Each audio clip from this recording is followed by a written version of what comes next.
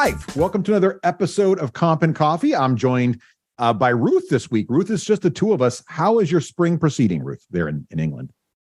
Well, it's great so far. We have finally turned to warmer weather here in the UK, and of course, been enjoying a number of 4-day weeks over this month. We've had 3 4-day weeks here in the UK. Yeah, see, and still it feels like you were just as productive as ever, was it not? I think that's what perhaps we're going to talk about today. Well, what's interesting is same here in the United States. So this happens to be, while we're recording this, it's Memorial Day week. So we just had Memorial Day. So we're obviously in the middle of a 4-day week. And this is a season of a lot of 4-day weeks, right? Many companies actually in summertime even offer half-day Fridays or Friday off days. And we thought it might be kind of fun to talk a little bit about this whole concept of, can you accomplish the same amount in 4? One of the things I worry about a little bit, Ruth, just to be honest here, just full disclosure, what happens to me in a 4-day week is all my meetings get packed. 5 days of meetings get packed into 4 days. Have you noticed this little nuance? And I don't know what to do about that. I don't know if there's a way to make that better, but it's just sort of I feel like it's more intense in those 4 days. But I still, to your point, I think I still accomplish the same amount of stuff. Yeah, no, I think, I, for a period of time, worked 80% or 4 days a week. And I did often feel I was trying to cram 5 days into 4. So I think today we're going to talk about some of the pilots that have been happening on 4-day weeks around the world and how they've been making that exact problem work. This issue of, are we simply compressing 4 days work into 5? So yeah, let's get into it, Russ. Yeah, I feel like the government's been trying to do that, because you just said you had 3 4-day weeks this month. Correct. What are those?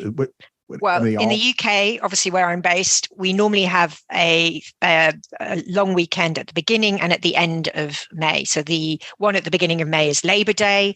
And then the one that we've just had is a spring bank holiday, I think it's called. It's a legacy religious holiday, which was related to Whitsun. But now mainly known as a spring bank holiday, which I think is the same for you guys, other than yours is also Memorial Day. Yes. And that's what's interesting, right? So one thing it feels like is governments are helping maybe relieve all the hard work everyone's doing by creating a lot more, end of week, beginning of week holidays. But there does seem to be a concerted effort now, a groundswell, I guess, of initiatives, both in various countries and actually globally, to try to make the 4-day work week sort of a thing. And we thought we might jump in to talk about that. Now, my understanding, and I do not profess to be an expert on the 4-day work week initiative, but there's a website. I think it's being led by this group called the 4-day work week, or 4-day week, I think, which is they're called, and it's 4dayweek.com, the number 4dayweek.com. And they were founded a few years ago, 2019 now. And they've started these pilot programs, right, in the US, UK, Ireland, Australia, New Zealand. And they're just rolling it out everywhere. And their fundamental concept, I do like numbers. And it seems like it's 100, 80, 100, meaning that employees should be still receiving, when you adopt this new format, employees will still receive 100% of their pay for 80% of their time worked, but the goal is to still have 100% of the productivity targets. So in other words, same pay, same outcomes, less work. Am I summarizing that correctly, Ruth? Yeah, I think that's concurs with what I've read about these projects. Yeah. And I find this fascinating, but I think it's really interesting. But and I'm sure it got accelerated over COVID, but why do you think this is resonating? Because it feels like it's getting a lot of acceleration. You're hearing about it a lot more. Why do you think this thing has taken off? Yeah, it's interesting because the organization 4-day week started in 2019, obviously pre-COVID, but most of the bigger pilots that we're now seeing being rolled out have happened in the last 18 months, really, or to 2 years. And I think, as you rightly point out, it's a reflection of the pandemic. It really changed the way we worked overnight, increased access to workplace flexibility that many of us had been chasing prior to the pandemic. And I think many employees just adjusted their lives to that new level of flexibility and are increasingly unlikely to want to go back to traditional ways of working. And we see that, in some of our research data and many of the research projects that I look at in terms of remote work, and employers to some degree have lost their power here. And it's very much an ongoing debate. I think this is also related to employee burnout, because I think that's the other key issue, remote work being the first, but employee burnout was another thing that we saw accelerate during COVID. You had certain sectors of the economy who were working exponentially hard in order to try and keep things going. They were key workers. And so we saw a lot of spike in employee burnout. We saw a lot of people leaving the workforce due to issues related to workplace stress, as well as caring responsibilities and things like that. So there's, generally the chronic stress levels went up in the workforce. And I think that is another reason why people are looking at this 4-day week concept, as in, is it something that we can do in order to, not only give people workplace flexibility, but also tackle that burnout and sort of well-being part of the equation. Yeah, it's really interesting. I found this fascinating too, because I want to jump into some of these studies because it sounds like there's some cool pilots happening, particularly overseas right now, from my perspective, domestically from your perspective. But one of the things I find fascinating about this is it kind of reminds me of PTO policies. Like, we felt that making more and more PTO gave people more power. And then we sort of realized at one point, well, if we just do unlimited PTO, like we basically essentially stop tracking it, there's a bunch of advantages financially for companies. You don't have to have carryover and anything else, but also people feel like they can take more. But it turns out when you don't micromanage it and monitor it, they actually don't. Yeah. And I'm really curious about this because I feel like since we've worked remotely since 2020 now, many folks have taken advantage of that and probably don't work traditional hours. They might work a little less here and there, technically, if you were to count every minute, but they're still getting their work done. And so I kind of wonder if we're better off like not monitoring this too closely, because it may end up being a little more trouble than it's worth, much like PTO. But I'm really curious. I'm curious how some of the early pilots have been going. I know one of the biggest pilots was in the UK, right there in your backyard. Ruth, what are some of the outcomes you guys are seeing over there? How's it working out? Yeah, it was one of the, you're right, it was one of the biggest pilots so far. There were 61 companies, which covered about 3,000 employees, and it took place from June to December last year. And by all accounts, when you read all the write-ups, the trial has been declared a resounding success. 56 of those participating companies are continuing on with the 4-day week experiment, and they've all cited many benefits to the shorter working hours.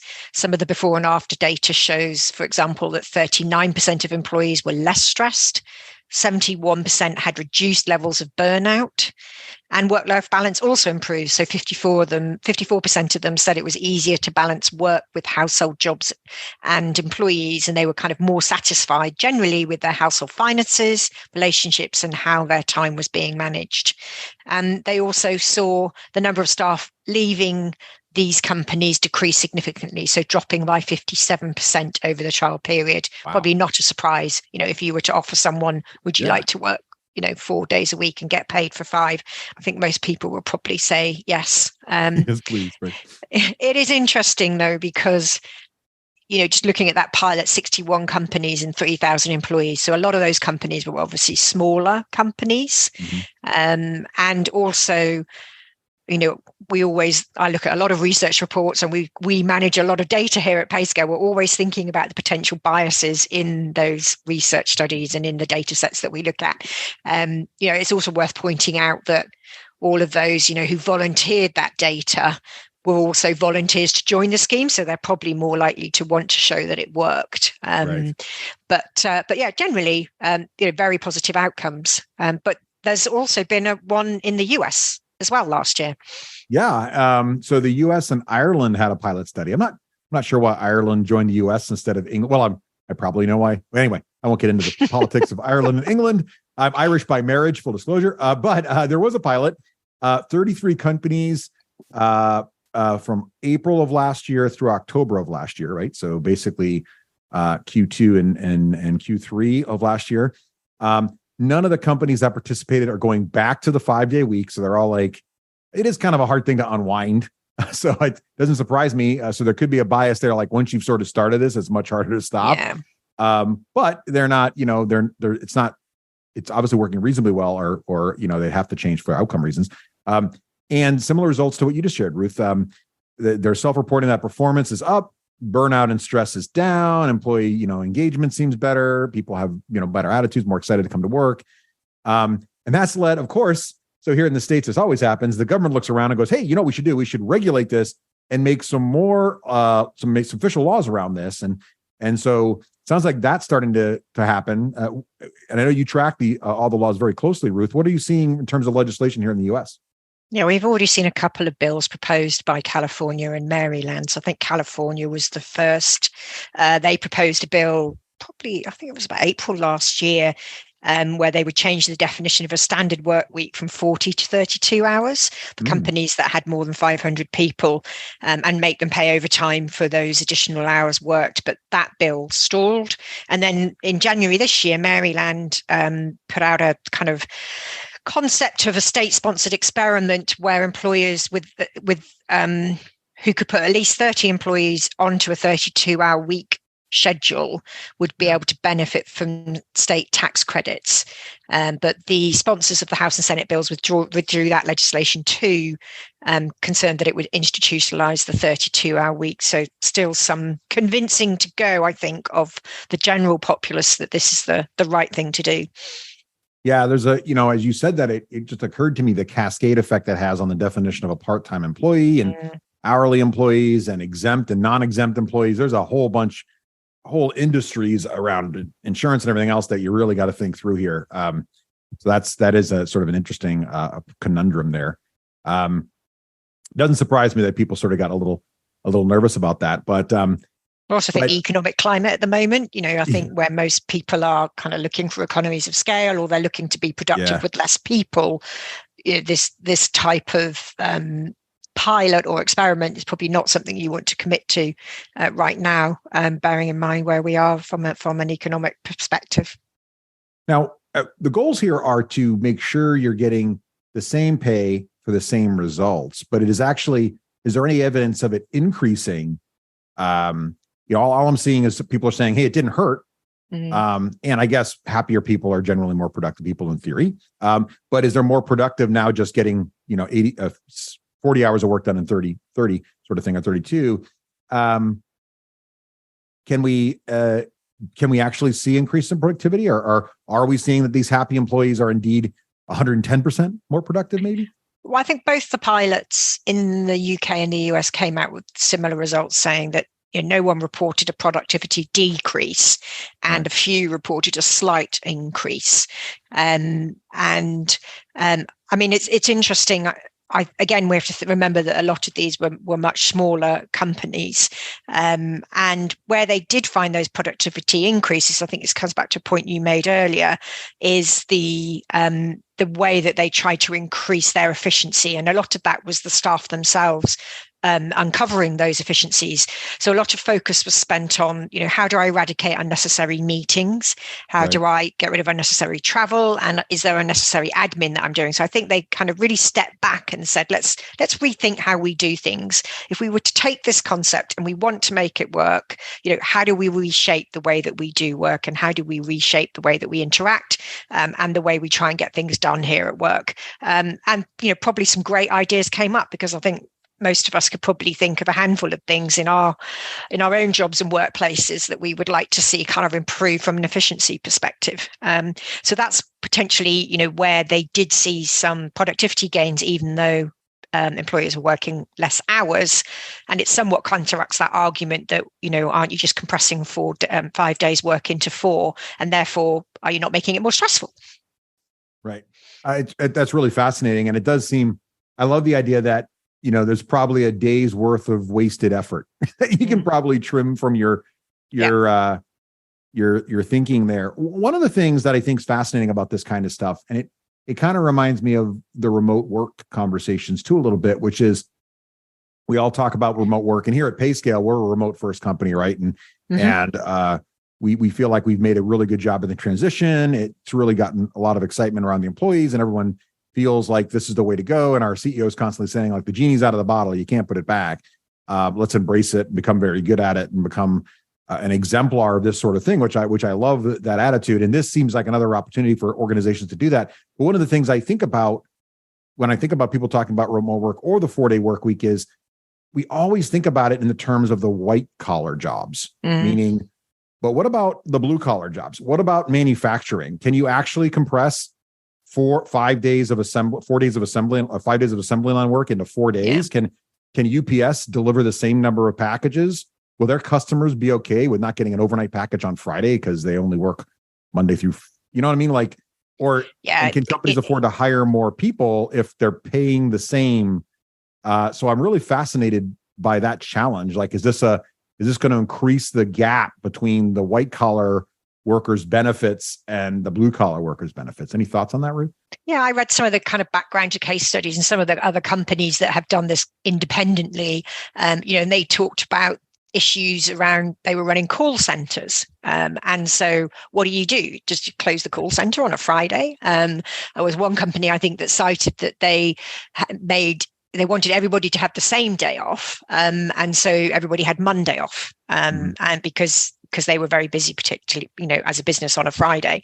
So I think there are a lot of logistical issues. And then as you say, when you have a segmented workforce, which is some of the issues that we've seen with companies struggling with the remote hybrid in office kind of issues, is, how do you make sure you're treating the different groups of people fairly? Right. So you'll have your head office staff who can easily work from home because they're in that white collar job. They're mainly working through tech, but then you may have, retail store staff, or you may have hospital staff or so on, who need to be in. So how do you treat them fairly? So I think that would be a challenge for this in terms of being able to schedule hours appropriately under this arrangement.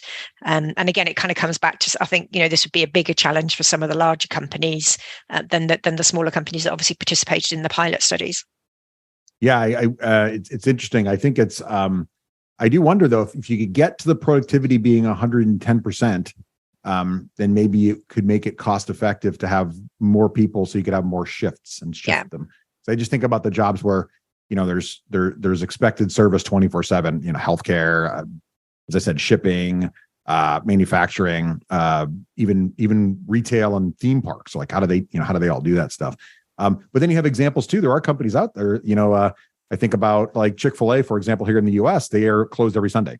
So that's only a 6-day work week, but still they every day, once a week they're closed. And so there's opportunities there for companies to think about that a little different. I just think we have to kind of shake it up. I'm a big proponent of that. I did a lot of research previously on, how much we think of the 5-day week where everybody's in the office, which we were all doing pre-COVID, as the way that we work. And because I spend a lot of time focusing on pay equity and equal opportunity, that's not a construct that works well for all groups of people. And so I've kind of done a lot of research into, how we ended up where we were. And it is really interesting to understand how we've evolved through the various industrial revolutions. And we came to this concept of what we think is the way we should work today. And I don't think it has to be the only way we should work. So any way we can think about considering, getting everybody the same opportunity to come to work is really important, particularly when we think, I talked about economic difficulties, but we have significant labour market difficulties perpetuating. Yeah. We have a declining workforce for many reasons, and we have key skill shortages. So, we really have to start thinking about ways that we can encourage everybody to be able to come to work. I think you're right. I think there's been a huge change in you mentioned social, and I think you implied cultural there. I think there's a huge cultural thing we have to think about, not only as employers and employees, but as consumers, right? Like, as we think about the pushback against burnout post-COVID, right? The pushback against not only working, 60 hours in a 40-hour week, but now, this concept of, hey, maybe we could work 32 hours in a 40-hour week. For that to work for everyone and for that to be fair to everyone, we have to be okay with, maybe you can't fly on a plane 7 days a week. Maybe maybe the trains don't always run every day of the week. Maybe there aren't movies to see every day. Maybe the restaurants aren't open all the time. Like that has to be sort of, we have to be okay. And some countries are better about that, right? Like in places in Europe, there's whole months where they shut down and everybody gets a month off. And here in the US, we just go. And I feel like there's an opportunity for us as a culture to really think differently about this so that employers can feel more confident about doing the right thing for their people and creating a realistic and healthy work week. Does that seem right? Yeah, no, definitely. Well, we've had a lot of that here in the UK. We've had a lot of strikes over the last 12 months, a lot of industrial activity. So, we've had a lot of our public transport system not working and, sort of other key areas of the economy that have not been working on a regular basis. So we are kind of seeing some of that behavior already happening here, maybe for different reasons. So. Yeah, so that's what we think about, reducing the work week, but trying to get the same amount of both productivity and the same compensation for that period. Have you tried a 4-day work week? Let us know how that went. We'd love your thoughts, your feedback. How are your organizations doing this? To let us know, you can either email us at coffee@payscale.com or reach us on Twitter @payscale.